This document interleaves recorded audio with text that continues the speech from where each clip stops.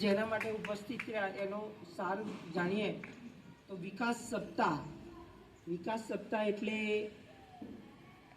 આપણે 24 વર્ષ સરકારના પૂર્ણ થયા. સરકારના તો આમ તો વધારે વર્ષ થયા, પણ જ્યારે 7 ઓક્ટોબર 2001ના રોજ માન્ય મુખ્યમંત્રી નરેન્દ્રભાઈ મોદી સાહેબે જ્યારે એ વખતે શપથ લીધેલા મુખ્યમંત્રી તરીકે, ત્યારથી તો આજ દિન સુધી માન્ય નરેન્દ્રભાઈ મોદી સાહેબને આજ સુધી મુખ્યમંત્રીથી વડાપ્રધાન બન્યા ત્યાં સુધીના સફરને 24 વર્ષ આજે પૂર્ણ થઈ રહેલા છે.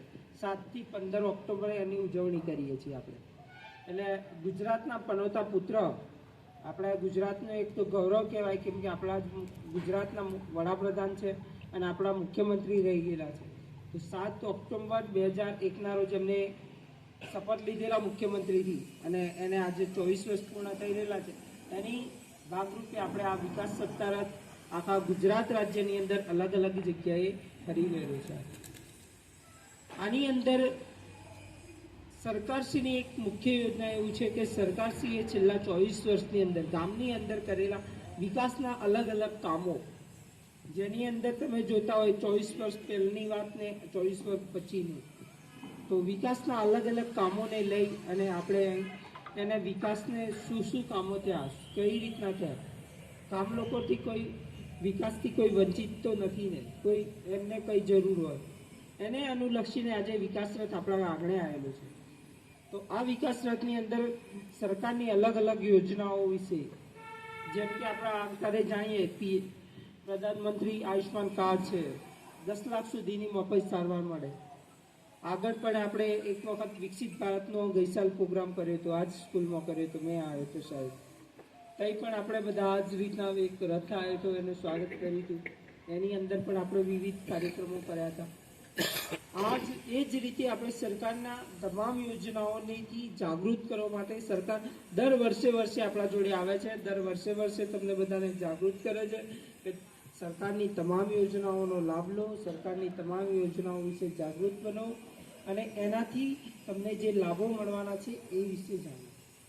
અત્યારે આપણે બધાની વાત કરીએ તો હવે ટૂંક સમયની અંદર જ આ સાલથી જ આ વર્ષથી જ પ્રધાનમંત્રી આવાસ યોજનાની અંદર 50,000, પહેલાં 1,20,000 મળતા, હવે આ વર્ષથી આપણે સરકારે 50,000 પ્લસ કરી અને 1,70,000 જેટલી મોટી સહાય હવે આપણને આપે છે. આપણે એ સહાયને ઉપયોગ તો આપણે બધાને મળે જ છે, બધાને લાભો જોઈએ જ છે, બધાને આપણે આપીએ છીએ, પણ એનો લાભ લઈને એનો સદુપયોગ થાય. આપણે એ આવાસનો લાભ મળ્યો તો આપણે ઘરે આવાસ બનાવીએ. આવાસ બનાવશો તો અમે રહેવા નથી આવવાનો, હું નથી રહેવા આવવાનો, તો કોઈ બીજા નેતાઓ નહીં આવવાના, આ બધામાં કોઈ નહીં આવવાના. એ આવાસમાં રહેશો તમે લોકો જ. પછી તમારા માટે જ સરકાર આટલી બધી સહાય આપે, તો એ આવાસના પૈસા મળે તો એનો આપણે આવાસ બનાવીએ, એની અંદર સારું એવું આવાસ બનાવીએ. આવા 170 આપે છે. બીજી એમને તમને મનરેગા અંતર્ગત મજૂરી પણ આપવામાં આવે છે 20,000. કેટલા થાય? 90. બીજું શૌચાલયના 12,000 આપવામાં, બાથરૂમ સહાય 4,000 આપવામાં આવે.